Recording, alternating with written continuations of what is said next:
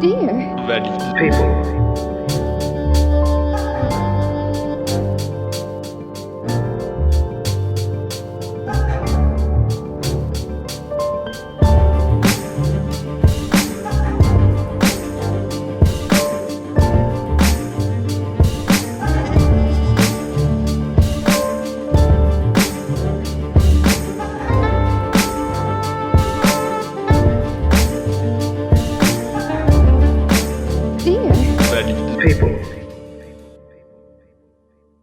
Bonjour, bonsoir.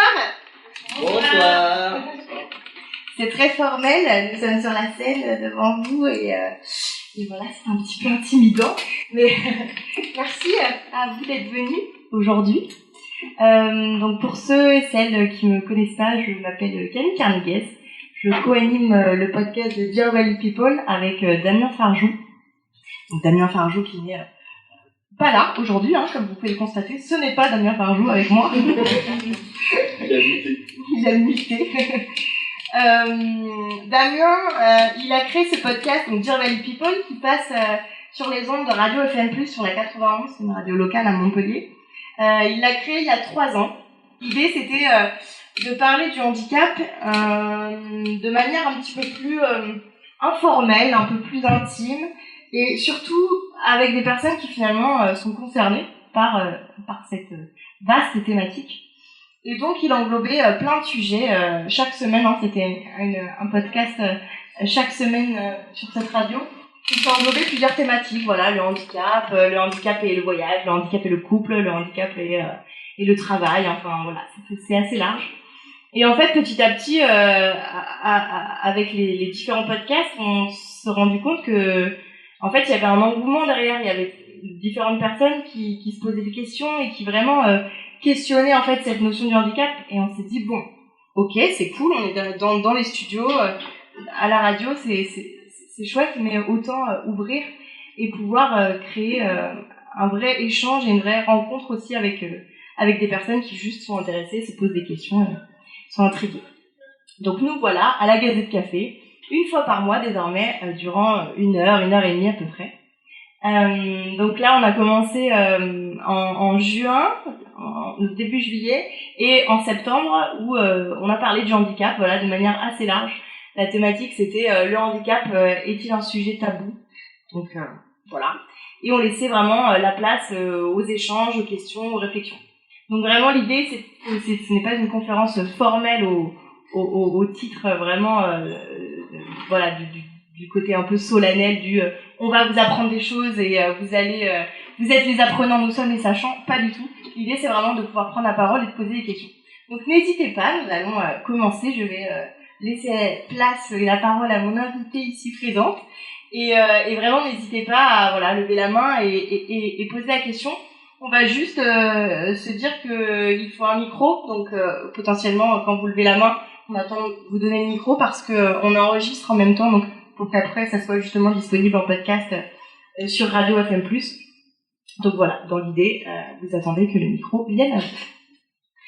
Alors, aujourd'hui, j'invite et j'ai la chance et le plaisir d'avoir avec moi sur scène Mathilde. Bonjour Mathilde. Bonjour. Je t'ai invitée pour parler donc de toi, de manière générale, mais aussi de parentalité.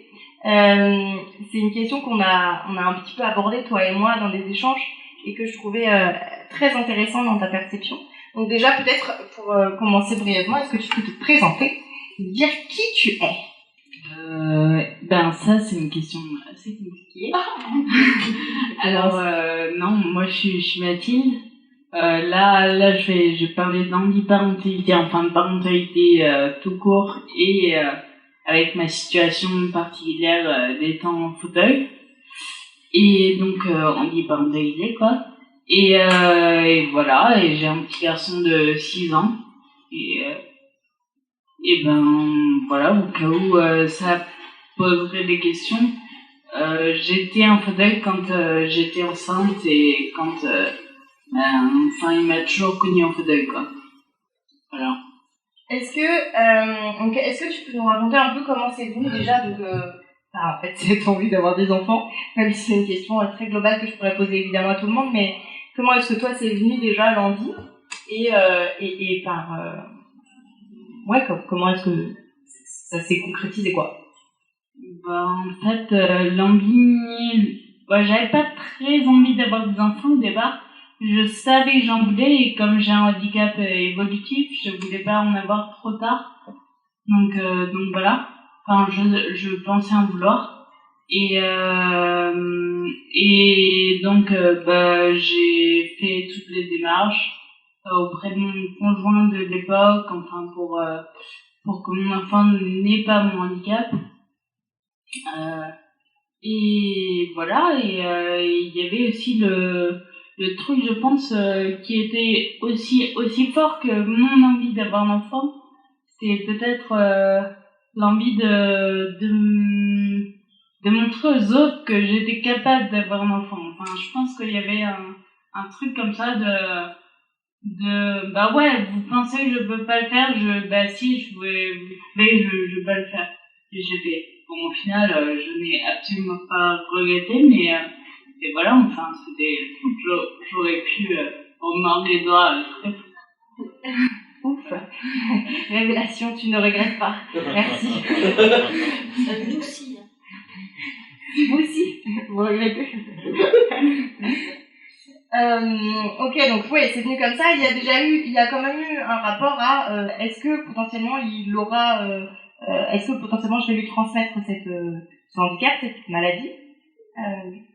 Après, bien sûr, enfin moi j'avais, même si c'est pas une souffrance énorme, ça en est quand même, mais je voulais pas que mon enfant puisse me dire plus tard, mais franchement, c'est dégueulasse d'avoir fait ça, enfin, là, qu'il soit malade aussi.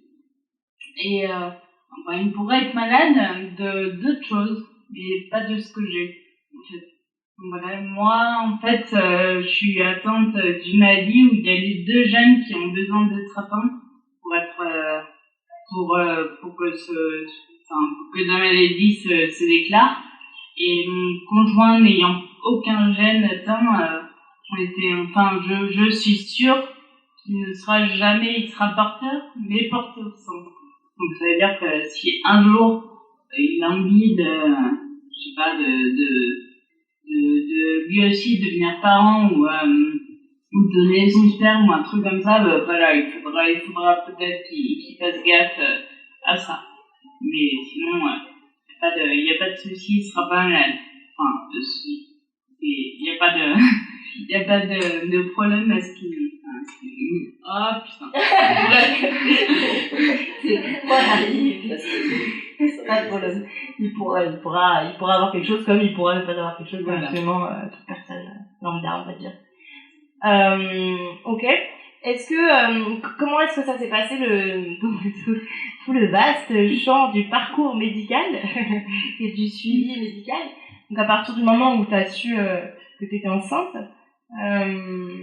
donc en étant en situation de handicap, comment est-ce que ça s'est passé aussi par rapport à... C'est vraiment un truc qui a été... Il y a des gens qui l'ont très bien accepté, hein. Enfin, je sais qu'il y a des médecins autour de moi, enfin, qui étaient super, etc. Il y en a d'autres qui étaient moyennement chauds. Je me souviens d'être allée voir une médecin que je connaissais pas en fait pour me faire prescrire un nouveau fauteuil roulant. Et quand je suis arrivée, j'ai demandé un nouveau fauteuil roulant, etc. Elle m'a demandé pourquoi et je lui ai dit que j'étais enceinte. Et elle m'a dit mais de combien? De 3 mois, 2 mois et demi. Ah cool, vous pouvez encore avorter.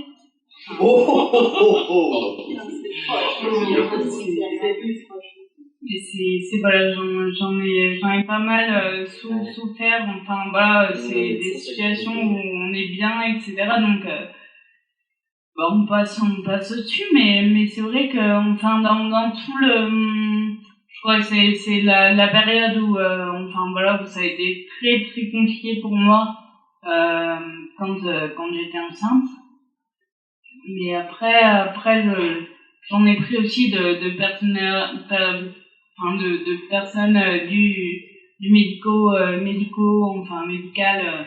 psychologue, et enfin, j'englobe beaucoup de choses dans le médical, et qui ont pu me faire des sales remarques, quoi, sur voilà, de psychologue de crèche en l'occurrence, qui m'avait, parce que mon gamin n'est pas un gros dormeur, et voilà, enfin, il faisait chier tout le monde, enfin voilà, dans la crèche, on va dire les autres. Et on avait été convoqués avec son père, avec la psychologue, qui m'avait expliqué que il avait peur de dormir parce qu'il avait peur que je meure. Voilà. Donc, je sais pas. Enfin, je sais que je vais mourir, mais je sais pas que c'est pour bientôt. Alors, première question. C'est pas forcément une question, c'est une petite observation. Peut-être que c'est une femme ou un homme, le psychologue, peut-être qu'elle disait ça, mais comme elle aurait pu dire à tout autre parent. Après, je pense que c'est beaucoup plus, on se permet beaucoup de choses.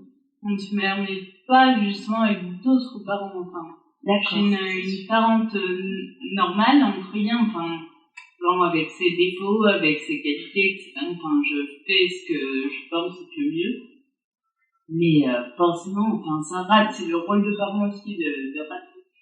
Et je pense que le truc, c'est que moi, je n'ai pas le droit à l'erreur, ou enfin voilà, il y a quelque chose qui s'exprime beaucoup. Enfin voilà, on a pu...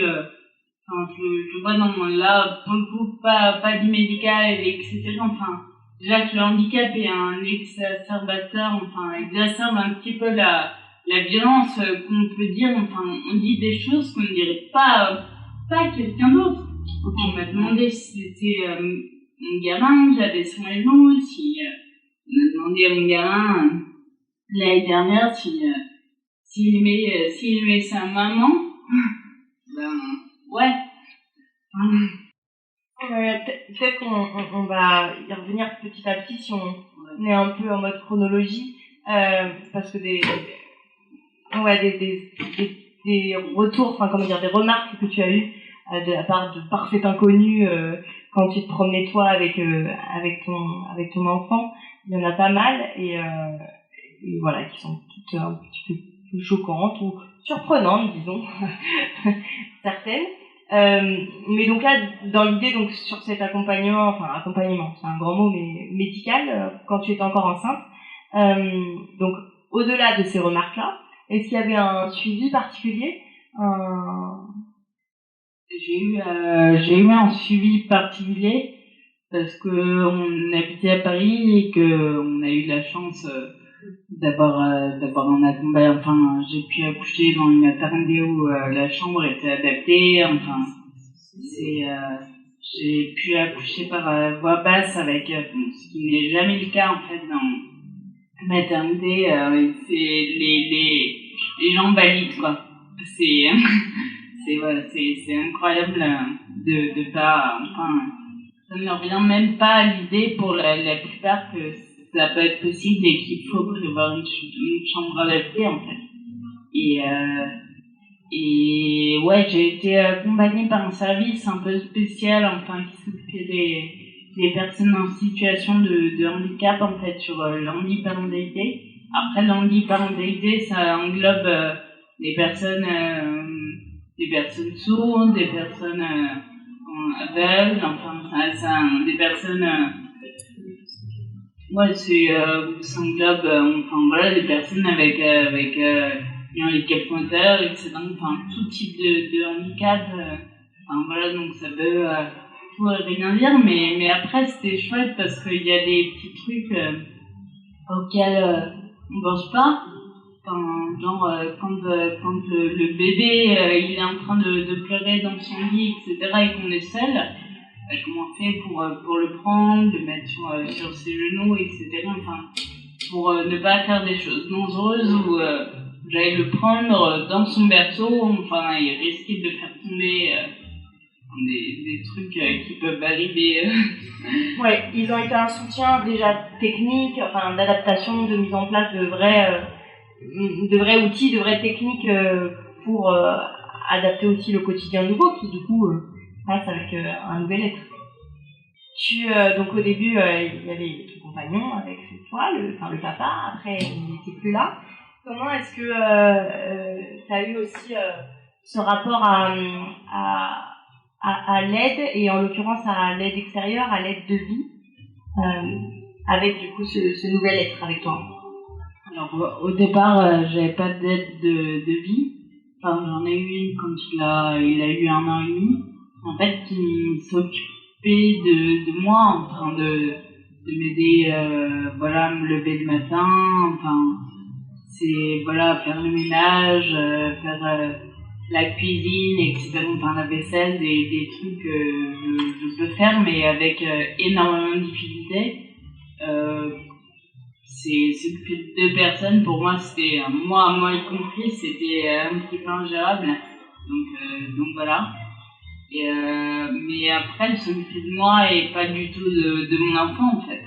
Enfin, c'est, voilà, enfin, je pense que c'est plutôt une chance en tant que mère, mère isolée, en tout cas, enfin, comment on peut dire, mère, ouais, séparée, enfin, voilà. Dans le parental, ouais. Ouais, de pouvoir rentrer, que la nourriture soit préparée, que j'ai plus qu'à laver, qu'à donner son bain, maintenant aller faire ses devoirs, etc. Mais ça nous permet de passer 3 quarts d'heure au parc au lieu de 0 minutes, quoi. Enfin, et puis de bien manger. Ouais, c'est à manger. Ouais, ok.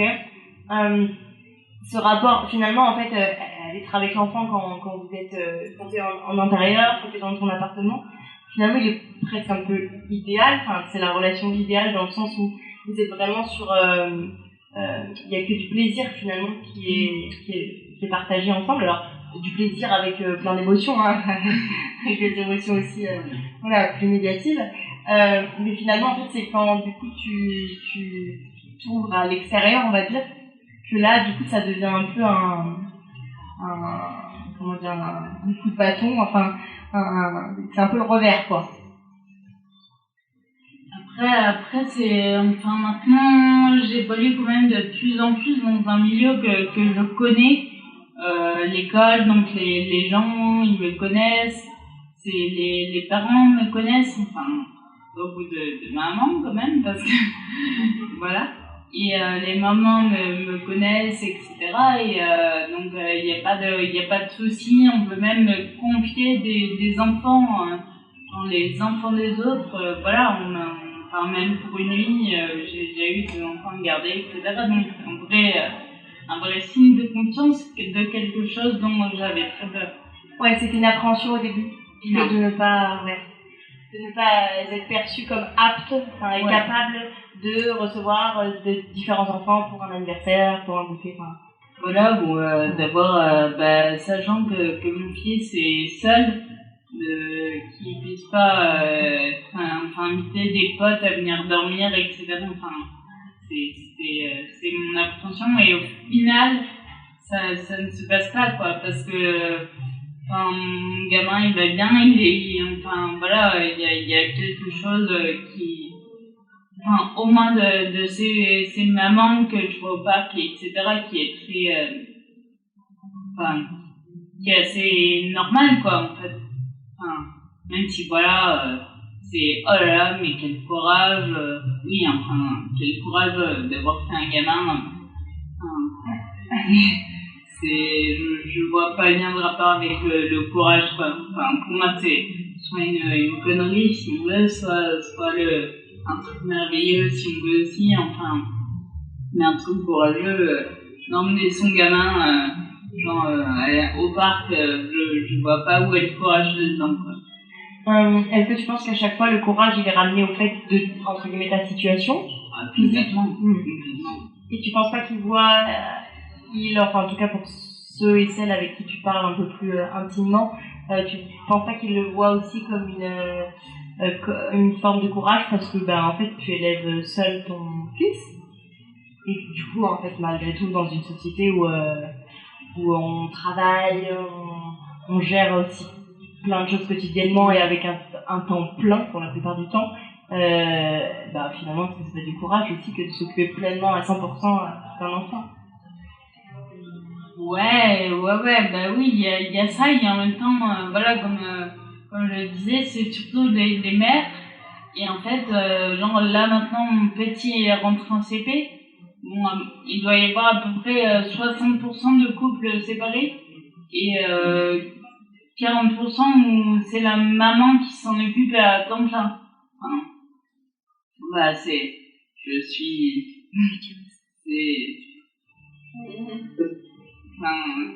c'est pas une situation exceptionnelle, et les autres ne sont pas courageuses en fait. C'est moi qui suis courageuse, donc je pense, et moi je n'élève pas mon enfant à temps plein, enfin je suis en garde alternée, donc j'ai le courage de faire la fête aussi, enfin non mais c'est pas évident, ouais. C'est pas évident de faire la fête. Ouais.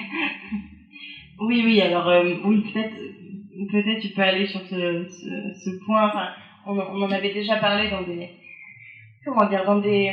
conférences, enfin dans des épisodes précédents avec Damien aussi. On échangeait un peu sur la vision aussi de la société, ou en tout cas des gens par rapport au handicap, et en l'occurrence sur un handicap visible. Il y a toujours, on est un peu sur des polarités quand même qui existent, et je pense que c'est bien de le rappeler aussi. Certains le sauront, d'autres un peu moins, mais c'est bien de rappeler qu'il y a un petit peu, on est un peu sur deux prismes de lecture quoi, par rapport au handicap. Il y a d'un côté le super héros, celui qui est justement hyper courageux de vivre en fait, de sortir, de boire un verre, de lever son verre pour boire une bière, de faire à manger, de faire les courses, de faire le ménage. Il y a une forme de courage dans une espèce dans une charge quotidienne en fait de vie. Donc ça c'est toujours un peu surprenant. Et en même temps, à côté de ça, si on n'a pas forcément ou la capacité ou l'envie ou je sais quoi de pas faire ça, on est direct mis dans la case de la pitié, de la compassion, de l'être faible finalement. Et voilà, c'est toujours un peu délicat d'être sur ces deux polarités. Mais après le truc, enfin voilà, c'est le droit entre guillemets à être médiocre. Enfin, être médiocre enfin voilà, je m'entends. Et je m'entends un peu. Et mais voilà, ce droit-là m'est retiré, enfin entre guillemets. Après moi, perso, je suis une grande fille, j'ai choisi, entre guillemets, j'assume, même si des fois ça me pèse plus que d'autres. Après, ce que je ne veux pas, ce que je me refuse, c'est que ça vienne perturber le développement de mon gamin, en fait. Qui, lui, n'a rien demandé, en fait. Enfin, il n'a pas demandé à ce que les gens, ils soient mielleux et mièvres avec moi, enfin, ils soient... Ouais. Voilà. Allez-y, si vous voulez interagir. Et comment est-ce que lui, pardon, se place ton enfant, Yann, quand justement il y a un peu des retours des gens qui se permettent des phrases, qui se permettent un discours hyper mielleux, hyper misérabiliste. Comment il réagit lui, et comment toi tu réagis? Mais il réagit. Enfin là, justement, je me disais en venant avec lui quoi qu'en fait j'avais quand même réussi un truc entre guillemets, c'est que moi on m'a toujours dit ouais tu vas voir ton gamin il va genre arriver vers 5 ans et tout, il va vouloir être médecin pour te soigner et tout. Moi, mon gamin il a pas envie de me soigner. Parce qu'il, enfin, entre guillemets, même si pas du tout, je pense qu'il y a une forme de, ouais, c'est comme ça, c'est pas autrement, c'est la vie. C'est pas, Donc voilà, enfin, je me dis que c'était cool d'avoir réussi à ce qu'il veuille pas me soigner. Donc voilà,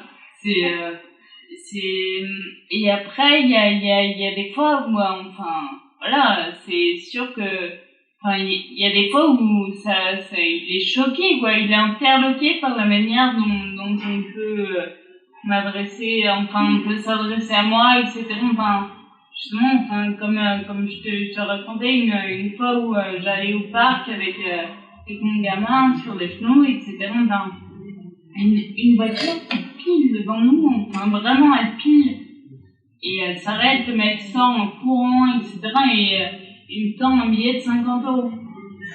Et il s'en va, il me le tend, donc je l'attrape et puis il s'en va en courant. Enfin, reprendre sa voiture.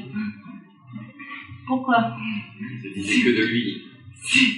Qu'est-ce qu'on dit à son gamin? Mais en fait, c'est parce que je fais pitié, c'est voilà, on me donne des sous. C'est pas la première fois, quoi. Enfin, il est peut-être trop petit pour, enfin, c'est sûr, trop petit pour se rendre compte, mais avec lui, ouais, j'ai gagné 150 balles, quoi. Enfin, sinon, c'est pas énorme, mais c'est bien.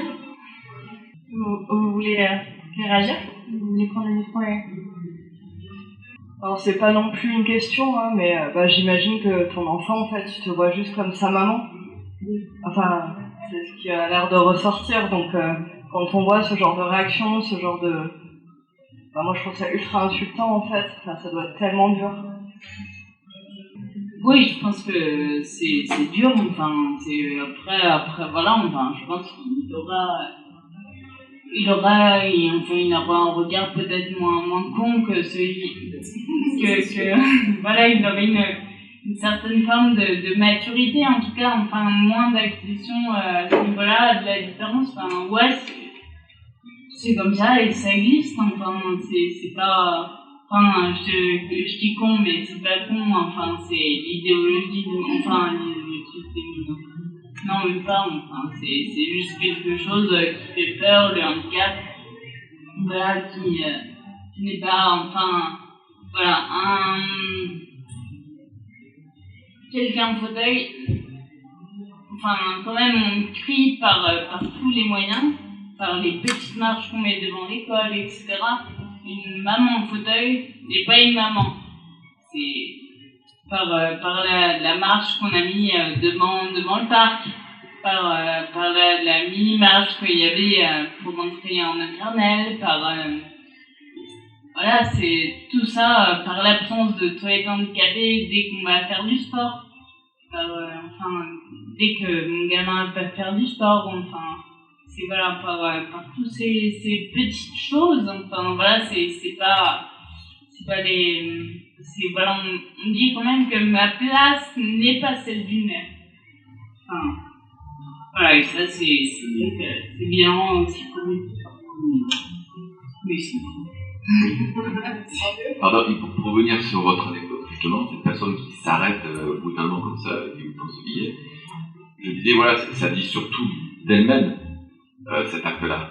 C'est par rapport, voilà, c'est pas une culpabilité, elle rachète un truc, ça lui appartient uniquement à lui, là, il y a surtout de ça.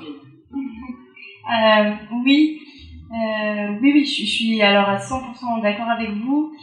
Après, le truc, c'est qu'il y a quand même il faut quand même être bien accroché, quoi, en face, pour être capable, alors, non seulement d'entendre ça, d'accueillir ça, et de faire le travail de ce n'est pas mon problème, et ce n'est pas, voilà, je ne suis pas responsable ni de son rapport à lui, ni de ses traumas, ni de ses peurs, etc.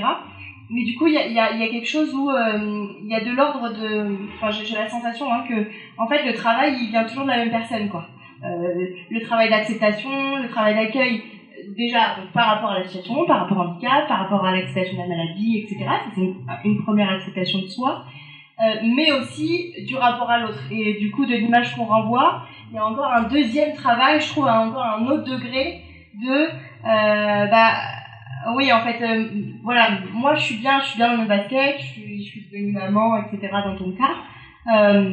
Mais en fait, malgré ça, je suis quand même rattrapée par par cette vision un peu judéo-chrétienne, de bonne action, je ne sais quoi, qui ressort, de charité en fait. C'est un peu compliqué quand même. Bonjour. Non, je suis en fauteuil roulant, mais on a volé blessé. Moi, je suis pas maman. Mais rapprochez bien votre micro. Je suis pas maman, mais déjà, rien que son enfant, on se met devant moi ou de loin, on le prend en photo. Ah oui. Et déjà, quand on parle de société inclusive, le mot inclusif, on révolte. Ça veut dire que clairement, on n'est pas des êtres humains. Et je trouve, j'ai d'abord vécu dans un corps qu'on ne voyait pas. Depuis, déjà, même sans enfant, c'est une catastrophe. Et je me souviens quand j'étais à Proparat, on était totalement tétraplégique. Il y avait une dame qui avait un petit garçon, il avait 2 ans et demi quand je l'ai rencontré à Proparat, donc il ne se souvenait même pas d'avoir vu sa mère qui marchait. Mais écoutez, il avait une philosophie, cet enfant. On faisait des repas famille le dimanche soir, il était autorisé de s'occuper et tout. Alors nous, on lui servait de but pour son petit ballon, il faisait des tours de fauteuil avec nous. J'ai été épatée par ce gamin. C'est vraiment, mais c'est l'extérieur, déjà de dire inclusif, nous prendre en photo. Là, je pense que vous avez pas. Oui. Oui. Et puis les parents, moi je trouve que les enfants comprennent les choses. Mais c'est les parents qui leur disent de ne pas aller vers l'handicapé. C'est mon cas, on me dit de ne pas approcher. Normalement, je suis enseignante. Des ados comme ça avec moi. Mais les enseignants de liberté, égalité, fraternité, ils ne sont même pas trop mignons. Et les ados, ils sont alors géniaux. Les jeunes, vraiment géniaux. Et les SDF me portent souvent. Et je veux dire déjà, et je sais que moi j'ai carrément eu le droit, comme je suis revenue dans un peuple, qu'il fallait stériliser les femmes de couleur, les femmes pauvres, bien sûr les femmes handicapées, et après par la même personne, ça a été carrément, il y a des sous-espèces humaines, il faudrait recréer les chambres à gaz. Et moi, une fois où je connais une dame, ses 2 parents étaient aveugles. Et ils ont eu 3 enfants. Elle m'a dit, ils ont entendu de toutes les couleurs. Et alors que les gamins ont une philosophie par rapport à ça, moi je leur dis, ça t'étonne de voir une vieille sur une poussette automatique, et souvent je fais faire des tours de manège. Et, est-ce que vous, à l'école, vous avez parlé aux enseignants, aux parents, Moi, vous avez laissé... J'ai pas parlé aux enseignants parce que je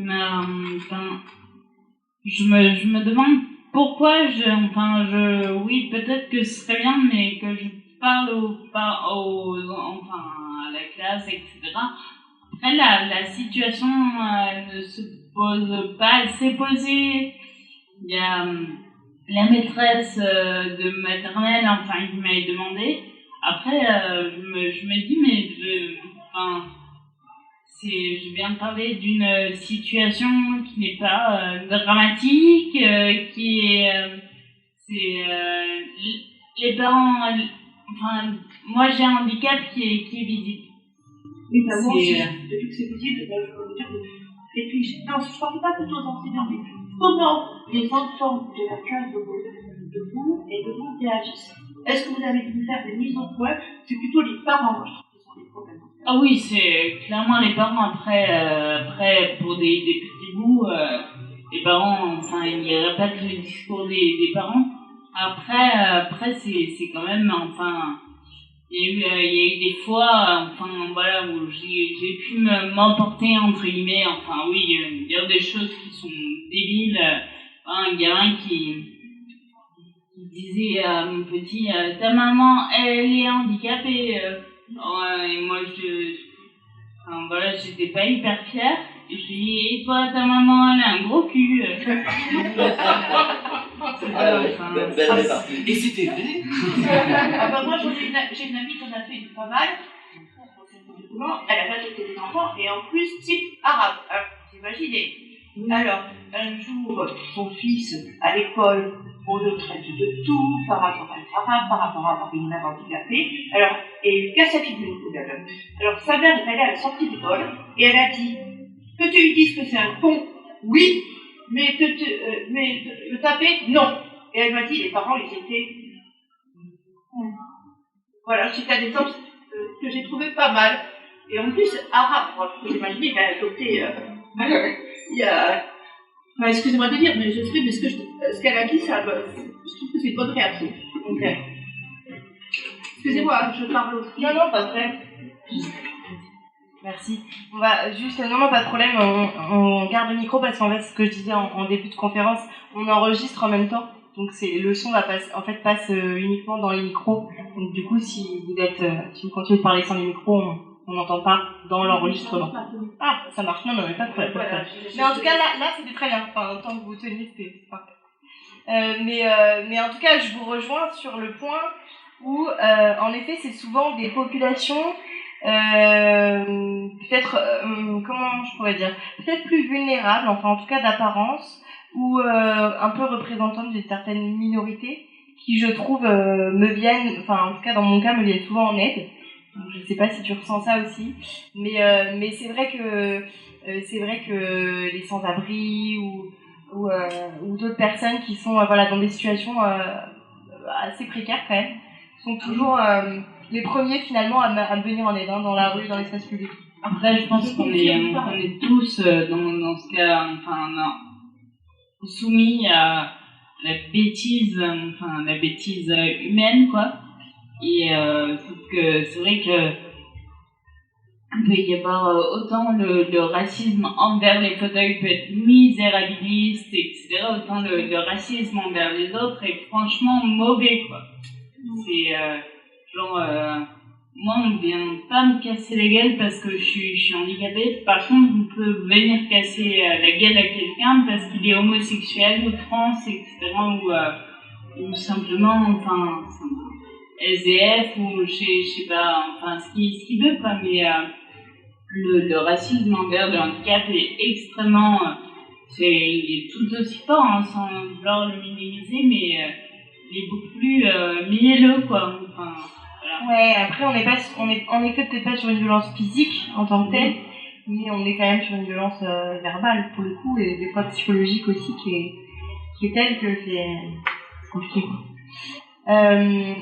Et par rapport je voulais que tu nous racontes ce qui a été mis en place en forme d'adaptation que tu as eu avec ton enfant, par rapport au fait que, quand tu m'expliquais que il a été autonome très rapidement, en fait, très jeune. Extrêmement vite. Il a compris que j'avais pas à me blesser, j'avais pas à sortir les fauteuils, etc. Donc il a tenu sa tête extrêmement tôt, au bout de un mois, peut-être même pas, je me sens plus, mais c'était vachement tôt, quoi. Et pareil, il s'est mis à marcher à 10 mois, quoi. Il faisait des squats, pour muscler ses gambettes, etc. Pour s'accrocher dès qu'il pouvait, pour monter, et qu'après je puisse le laisser, quoi. Mais quand j'ai à me pencher, chose qui m'était impossible. Donc, là, il a mis en place plein d'adaptations, en fait, de façon inconsciente, en fait. Mais voilà. Il a pu faire ça. Ouais, il a trouvé des moyens de m'énerver. On m'a toujours dit, c'est attention, tu vas voir quand il va marcher, il va se mettre partout, ça va être compliqué, etc. Bon, en fait, quand il s'est mis à marcher, il a bien compris qu'en fait, je pouvais pas lui courir après. Donc, il n'y avait aucun intérêt à ce qu'il aille loin, vu qu'il n'avait pas très envie de se faire écraser. Donc, il a trouvé d'autres trucs pour m'énerver au plus haut point, etc. Pour grandir, en fait. Tu m'as expliqué que il est très acteur de ses besoins et de sa volonté, et tu m'expliquais que souvent quand il réclamait un câlin, en fait finalement il passait pas forcément par la phase caprice, parce qu'il savait personnellement que t'allais pas le baisser pour le rattraper, que ça allait être compliqué ou peut-être en termes de temps aussi long, et que du coup il était vraiment acteur de son besoin, quoi. Il venait à toi et c'est lui qui provoquait le câlin et qui te le disait ouvertement, soit par la parole, soit par les actions. Oui, complètement. Après, il y a aussi des choses, enfin, c'est voilà, des manières, des trucs où il est complètement, enfin, c'est lui qui gère, par exemple, pour allumer l'eau, etc., enfin, de la baignoire ou de la douche, etc., enfin, c'est lui qui règle la température, c'est lui qui me règle mon fauteuil et tout ça, mais genre, par exemple, pour la douche, c'est quand même, il m'obéit, alors que s'il m'obéit pas, je peux rien faire en fait. C'est voilà, mais il m'obéit quand même pas. Bon, il m'obéit pas toujours. Là, il m'obéit. Voilà. C'est rigolo. Okay. Est-ce qu'il sait de quoi tu as besoin vraiment dans des détails et dans des précisions que peut-être de prime abord comme ça t'aurais pas voulu partager avec quiconque. Enfin, tu vois, moi je me pose souvent la question. Moi je suis pas maman et du coup je me demande toujours qu'est-ce que ça fait du jour au lendemain déjà d'avoir quelqu'un d'autre H24 avec soi et qui est un peu dans une idée de prolongement de soi. Enfin, il y a vraiment quelque chose de l'être nouveau vient. Mais est-ce que la relation avec cet être, elle est la même dans ce que tu demandes en termes de besoins qu'avec une tierce personne, et en l'occurrence une autre personne de qui tu es proche, tu es dans une relation proche. C'est-à-dire que je vais donner un exemple. Quand tu es dans une relation de couple ou quelque chose d'une nouvelle personne qui entre dans ta vie et dans ta sphère intime, des fois tu es dans une vraie communication de bon bah voilà, mes besoins c'est ça, il faut que tu fasses comme ça, comme ci, comme ça pour aider, et c'est assez pragmatique des fois. Est-ce que tu as eu ce discours-là avec ton enfant, ou en fait c'est beaucoup plus naturellement que ça? Après, je pense que voilà, enfin, moi, mon enfant, enfin, j'ai bâti un enfant pour avoir les temps familiales. Donc voilà, mais après, il y a des choses qui, genre par exemple, de pas mettre le bordel dans sa chambre, tu veux une histoire le soir, etc., ben, en fait, oui, tu peux laisser tes égos par terre, mais en fait, je risque soit de pas pouvoir venir, soit, voilà, je l'ai fait quelques fois, soit de les écraser, et après, tu vas te mettre à pleurer, et voilà. Donc, voilà, il le fait une fois, deux fois, et puis après, il passe à autre chose, quoi. Enfin, c'est pareil au départ, c'est ça, enfin, genre avec son père, il ne débarrasse jamais la table, par exemple. Et avec moi, c'est systématique, en fait, il prend nos deux assiettes, il fait pas la vaisselle, quand même. Mais bon, enfin, il débarrasse parce que bon, bah, ouais, il sait que les choses vont aller plus doucement pour moi. Et genre, bah, si je débarrasse, ça prend 1 minute et au lieu que moi ça me prenne 10 et que je tâche qu'on va vraiment que je suis obligée de changer, etc. Donc on pourra aller à la bibliothèque vachement plus longtemps en fait. Enfin, je pense que voilà, il y a des choses où voilà, quand je vais aux toilettes, il m'accompagne et parfois il m'aide à faire le constat. Ouais, enfin il m'aide. Il a l'impression de m'aider. Ouais, d'accord. C'est voilà. Il est là en tout cas. Il reste présent et avec toi. Oui, effectivement, bon, tout ce qui a été dit, moi j'ai lu un livre d'un jeune papa en fauteuil roulant qui évoque un peu la même chose, cette force qu'a l'enfant de voir plus facilement et que les autres enfants ce dont a besoin le père ou la mère en l'occurrence, est très jeune, être très mature, effectivement. Ça, et effectivement, tu parlais que tu voulais pas qu'il soit ton aidant. ça le devient presque naturellement, quoi, de fait, oui. Même si on le veut pas, nous, et personne ne voudrait que son enfant devienne son aidant, mais je pense qu'à l'inverse, pour l'enfant, c'est naturel. Oui. Oui, je suis d'accord. Après, je pense que là, tu vois, où, c'est que le handicap visible, ou la maturité, etc., un handicap, où la personne va avoir une schizophrénie, par exemple, enfin, quelque chose qui va pas forcément se voir de prime abord, enfin, mais qui pose quand même à des adaptations ou semblerait de grosses, enfin, voilà, de psychose, simplement de dépression, enfin, ou d'avoir un de ses parents qui est alcoolique, enfin, voilà, et comment ça pousse aussi à une certaine forme de maturité, en fait.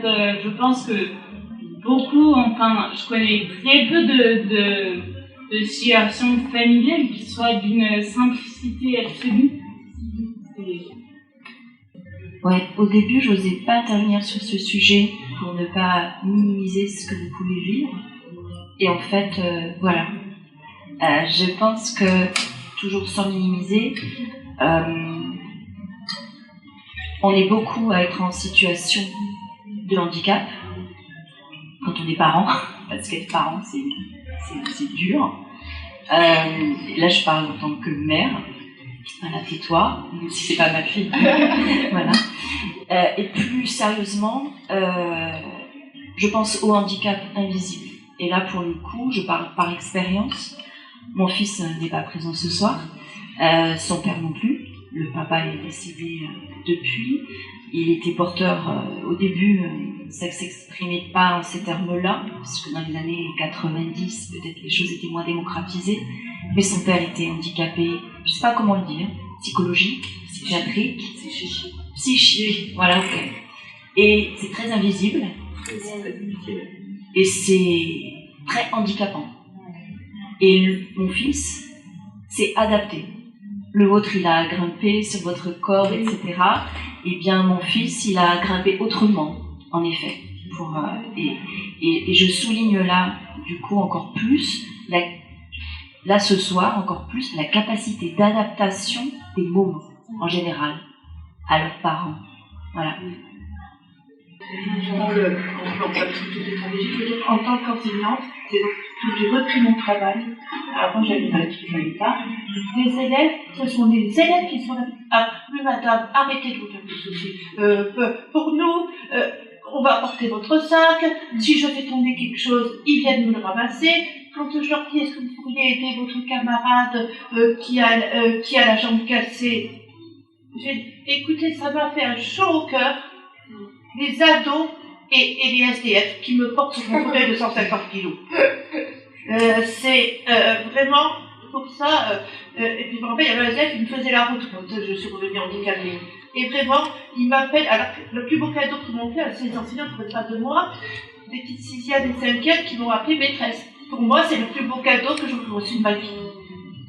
Et vraiment, mais arrêtez de me faire ceci. On va vous porter ceci. On va vous porter, et ce sont les enseignants qui me jettent. Et même ils disent des fois, mamie, est-ce qu'il y a mon petit-fils qui demande s'il peut venir vous parler? Là, c'est franchement un cadeau. Ils arrivent, mais même quand je leur dis des amis, ils sont géniaux pour ça.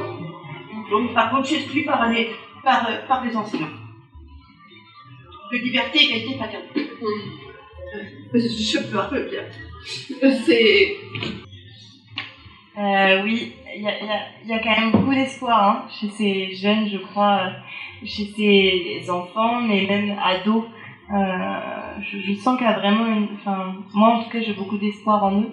Et du coup ça me fait rebondir, ça me fait penser. Est-ce que quand du coup il y a eu vraiment ce désir d'avoir un enfant, etc., il y a une part de toi qui t'est dit, justement, en fait, je vais faire de cet enfant un peu un être meilleur sur cette planète, alors de manière, un peu égotique, mais égoïste, mais enfin, voilà, sans être dans du narcissisme de fou, mais est-ce qu'il y a eu un peu ce désir-là, enfin, cette projection-là, en tout cas? Je pense c'est hyper compliqué parce que, enfin, oui, mais non. Enfin, je savais pas trop à quoi m'attendre, en fait. C'est juste, je pense qu'au départ, maintenant, voilà, mon enfance, c'est ma vie, etc., ce qui arrive à beaucoup de parents, quand même. Mais au départ, enfin, l'envie d'avoir un enfant, c'était, pour moi, au moins 50%, envie de dire, vous croyez que j'en suis pas capable, et vous savez pas. Mais après, oui, ça me paraissait rigolo d'éduquer un être, un nouvel être. Après, je pense que moi, j'ai plus envie d'en faire quelqu'un de meilleur de mon point de vue, d'un point de vue politique que d'un point de vue. Voilà. Ouais. Après, enfin, obligatoirement, quand tu traites de la question du handicap de manière un peu large, hein, qu'elle soit visible ou pas visible, on va dire, tu en deviens, ça devient politique. Et donc, du coup, forcément, dans ton approche et dans ton éducation, elle en devient également politique. Enfin, voilà, dans un rapport à l'autre, voilà, d'écoute, d'acceptation, d'amour, en fait, aussi de l'autre, et de non-jugement, d'acceptation de la différence, d'acceptation de l'autre tel qu'il est à part entière, au-delà de ce qu'il représente. J'ai la sensation que ça devient déjà quand même politique et très intime aussi. Oui, l'intime et le handicap sont politiques, clairement. Oui. Ok. Est-ce que tu vois d'autres choses à transmettre? C'est non. Je sais pas quoi dire. Je sais pas que mon gamin est quand même génial. Ouais. Il a l'air vraiment génial. Il a l'air cool. Ok. Il y a d'autres réflexions, d'autres questions qui se posent? Bonsoir. Du coup, il ne veut pas devenir médecin pour vous soigner. Est-ce qu'il a quand même un rêve, un métier qui lui donne envie pour l'instant, ou il a fait? C'était une curiosité. Là, pour l'instant, il a envie d'être, de mettre ma fond sur une île déserte. Oh non. Mais il n'a pas tout compris à la politique encore. Et voilà. C'est son objectif, c'est plus de cet ordre-là. Voilà. Donc pour l'instant, il n'a pas trop de. Si, devenir un menteur. Mais me soigner, non, c'est rigolo. Il n'a jamais voulu me soigner. Enfin, c'est pas du tout, ça n'est pas partie du tout de son désir, en fait. De vouloir une maman, entre guillemets, normale, quoi. C'est pas son désir. Après, il m'a posé des questions sur ce que je veux remarquer, enfin, voilà, c'est des choses comme ça. Il m'a posé, et puis je lui ai répondu, et puis il est passé à autre chose. Est-ce que dès le début, il te posait, enfin dès le début, je sais pas d'ailleurs ce que c'était le début, mais en tout cas à partir du moment, ouais, merci. Est-ce que à partir du moment où il a parlé, il y a eu un échange verbal avec toi, il a posé des questions de l'origine du handicap, Non, en fait, au départ, je pense que c'est venu clairement du fait du questionnement des autres enfants et des parents. Enfin, parce qu'au départ, enfin, c'était sa norme, entre guillemets, enfin, il ne voyait pas le souci, le souci, c'était plus comment ça se fait que les autres mamans, elles soient pas assises, enfin, voilà, après, il a plutôt trouvé des choses, et c'est là où je vous rejoindrai, madame, c'est, par exemple, le fait que des enfants aient pu me dire, oh là, qu'est-ce qu'il a de la chance, Yann, quand même, il n'est pas obligé de marcher, il monte sa mère, c'est voilà, enfin, la chance et tout. Oui, mais pour dès qu'il y a des escaliers, c'est un peu casse-couille quand même. C'est voilà. Enfin, mais c'est hyper sain et hyper restreint très vite par les parents qui ont une peur panique. Je pense qu'il y a un côté de foudre. La foudre ne s'est pas abattue sur moi ou mon enfant. Enfin, et voilà, enfin, et bon, voilà, il y a un truc extrême qui se passe là, quoi, enfin, ok, c'est elle qui est handicapée, voilà, mais quelle difficulté quand même, enfin, je pense que le fait de me trouver courageuse, etc., enfin, peut relever du judéo-chrétien, etc., mais relève aussi de l'incapacité à imaginer que ça puisse être autrement ou être. Ouais, là, bon, du validisme, hein, pur et dur. Alors, oui, est-ce que toi, oui, le validisme, ou est-ce que ça va, ça le fait dans l'idée? Ouais, voilà, dans l'idée que, voilà, penser que finalement tout est fait pour et par des valides, enfin, et j'irais même jusqu'à dire par des gens complètement normés, d'une certaine taille, à une certaine hauteur, d'une certaine corpulence, sur une certaine vitesse aussi de mobilité et de déplacement. Et dans l'idée, oui, c'est majoritaire. Après, il y a quand même, on est quand même sur un panel de nuances chez des gens marchands bipèdes qui est tel que finalement, voilà, être valide, ça va un peu tout et rien dire, quoi. Mais qu'est-ce que tu faisais juste avant par rapport aux parents? Je suis perdue là. Non, mais c'est enfin la capacité des parents à imaginer, enfin des gens en fait à imaginer souvent. Hein, je dis les gens en général, ça les englobe pas tous, hein, évidemment, mais c'est une capacité à imaginer en fait. Ouais, c'est de la capacité à imaginer. Je sais pas si c'est de l'ordre de la méconnaissance vraiment pure et dure, de l'ignorance en fait, ou si c'est juste dans leur projection. Je pense que, enfin, voilà, c'est dans l'ordre, c'est la projection, c'est quelque chose qui fait peur et, on a parlé, enfin, c'est, quelqu'un qui voit un fauteuil ne va pas vouloir, s'asseoir dessus parce que ça va porter malheur ou voilà, ou des choses, que moi si ça m'arrive, si un jour je deviens un fauteuil, enfin je deviens en lit, oh là là, mais je me tire une balle quoi. Et en fait il n'y a pas tant que ça d'envie de tirer une balle quoi. Enfin. Ouais, c'était intéressant quand tu m'avais sorti ça une fois et que tu m'avais dit même de manière un peu caricaturale, ah oui mais il y en a bien en fait des personnes handicapées et des personnes en fauteuil roulant, donc c'est bien qu'ils se sont pas tirés une balle quoi. Ou alors ils ont pas réussi, mais à un moment donné, tu vois, tu les dramatises comme ça. Et je trouvais ça intéressant en fait de voir l'autre perception, parce que finalement quand des personnes ont été capables de sortir des phrases de la sorte du moi à ta place je me tuerais, ou moi à ta place je pourrais pas faire ça. Oui, en fait il y en a bien en fait des personnes où tout a basculé du jour au lendemain, où ils se sont retrouvés en fauteuil roulant, etc. Et sont là, ces personnes existent, elles sont visibles, donc c'est bien qu'elles sont pas passées par l'autre côté, quoi. Non, c'est là où c'est quand même beaucoup plus.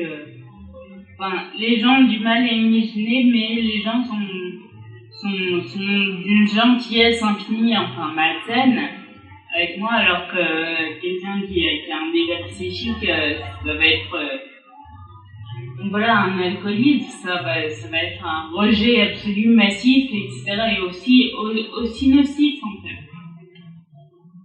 Ouais, et puis on est aussi de l'ordre de l'invisible, enfin en tout cas du non palpable, si je puis dire, enfin Et puis il y a encore quelque chose d'énormément tabou derrière ça. Le fauteuil roulant, dès que tu commences un peu à détabouiser, à expliquer, à exprimer des besoins... en fait, je trouve ce qui est déroutant, c'est que t'es sur des vrais besoins techniques et pragmatiques de mise en accessibilité, tu vois, quand tu parles de fauteuil roulant, quand tu parles même d'être déficient visuel ou même auditif, t'es sur des vrais besoins techniques, tu vois, tu sais en fait ce qui doit être mis en place, ce qui doit être fait pour amener à une société plus accessible et où du coup on peut avoir accès à ces différents champs. Sauf que quand c'est de l'ordre de l'handicap psy, ou même mental, j'ai l'impression que ça, tu vois, ça reste flou encore sur ce qui doit être mis en place. Et donc tout ce qui est flou, tout ce qui n'est pas vraiment palpable, ben voilà, on a du mal finalement en fait à le préciser, à le détailler. Donc en fait on le laisse de côté, quoi. Enfin, c'est un peu la perception que j'en ai, mais voilà.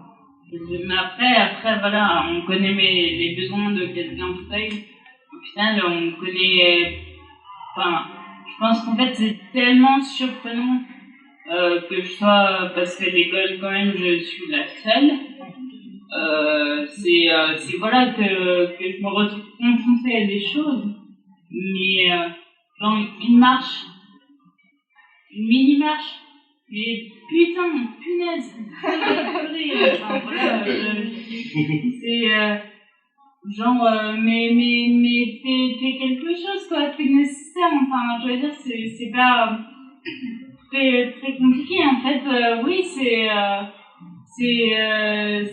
hyper fatigant aussi de devoir quémander en permanence pour des choses qui devraient être, somme toute, assez naturelles, en fait, c'est, quand j'ai un gamin, ok, donc, un gamin a le choix genre ce qu'elle veut de son corps, etc. Enfin, elle choisit ça, très bien.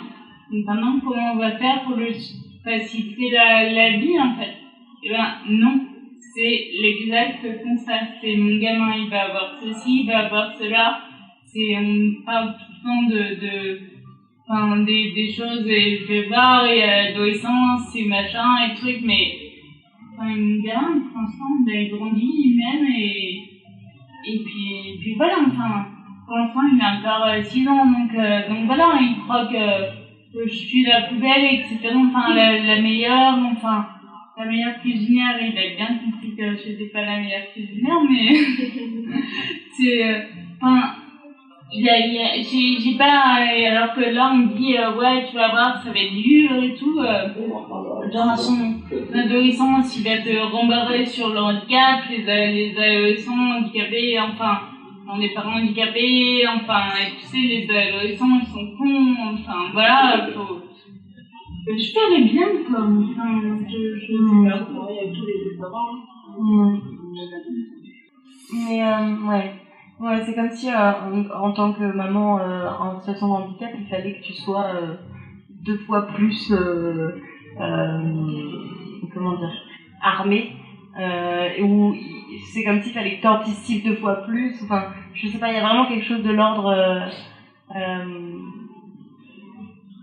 je sais pas, de la bizarrerie, en fait, enfin, tu vois, il faut absolument que toi, par le fait que de ta situation, tu suranticipes tout, tu sois 2 fois plus consciente de ses besoins, de ses peurs, de ses futurs traumas, enfin, tu vois, alors qu'à un moment donné, en fait, on est juste dans l'idée que, en fait, il y a un nouvel être qu'on éduque et avec qui on est H24, et en fait, qu'importe la situation dans laquelle on est, quoi. Ouais. Enfin, à un moment donné, il y a de l'ordre aussi de l'imprévu, du spontané qui est là, qui est en place, et voilà, quoi. Ok. Bon, est-ce qu'il y a d'autres questions, d'autres échanges?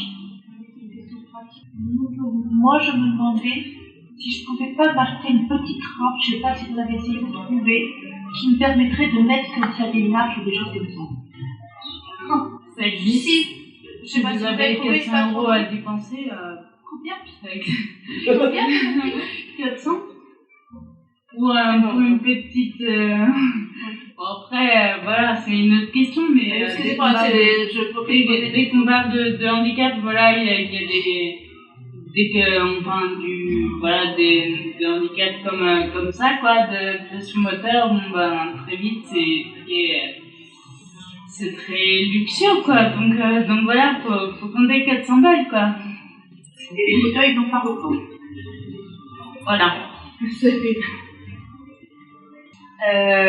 Bon, s'il n'y a pas d'autres échanges, d'autres questions par rapport à l'handiparentalité, j'aime bien ce terme, mais la parentalité en fait, de manière au final assez large. Merci beaucoup Mathilde pour ton témoignage, pour ta venue et pour ces échanges qui, je pense, amènent un peu d'autres clés aussi de réflexion et d'autres clés de lecture par rapport à ça. Donc merci infiniment. Nous allons clôturer gentiment cette conférence et sachez que vous pouvez nous retrouver donc Damien et moi une fois par mois maintenant à la Gazette Café et donc en replay sur les ondes de Radio FM+, mais également sur leur site internet et sur notre page YouTube, car nous avons désormais une page YouTube. Et voilà, et n'hésitez pas, si jamais il y a des envies aussi précises de thématiques, de choses comme ça. Juste pour information, pour ceux qui connaissaient pas le podcast jusqu'à présent, il y a environ déjà 70 épisodes à peu près. Comment ? Il y en a qui sont à la bourre. Il y en a qui sont à la bourre, ouais, s'il faut tout réécouter depuis le début. Bon, moi-même, j'avoue, je n'ai pas tout réécouté depuis le début. Mais en tout cas, voilà, on a quand même traité pas mal de thématiques et voilà, pas mal de réflexions avec différents invités aussi.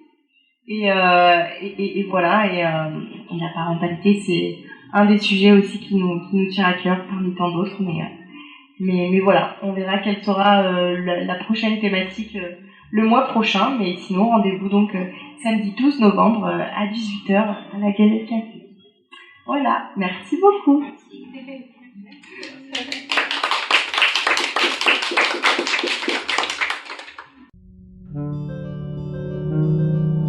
Dear people.